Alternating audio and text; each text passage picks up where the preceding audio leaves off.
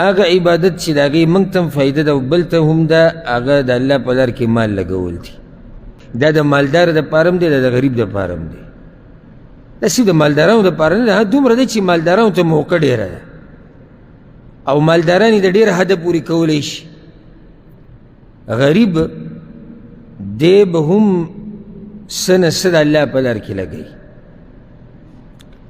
5 ریال طاقت دی، 1 ریال، 2 روپۍ، 3 روپۍ، 1 ډوډۍ، 2 ډوډۍ، دا خو طاقت کېږي که نه. او ډېر لږ خلک به زموږ په معاشره کې چې د هغوی به د دې وس نه رسي، شتي پکې داسې هغه لږ دي. دا نقشه د ذهن نه لري که چې د الله په لار کې خرچه دې ته وایي چې زه به یو 2 لکه روپۍ ورکوم او 50,000 روپۍ به ورکوم یا 10,000 روپۍ. نه، چې څومره دې وس رسي هغه به د الله په لار کې ورکوي.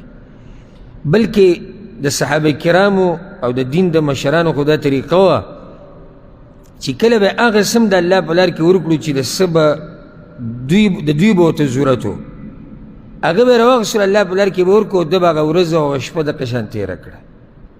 او خو به دا چل پکې هم کوو او زموږ سره به ښه جیب کې څه نه صحیح، خو بیا هم داسې تالې ورته موږ ور اچولي چې تپوس یې مه کوه.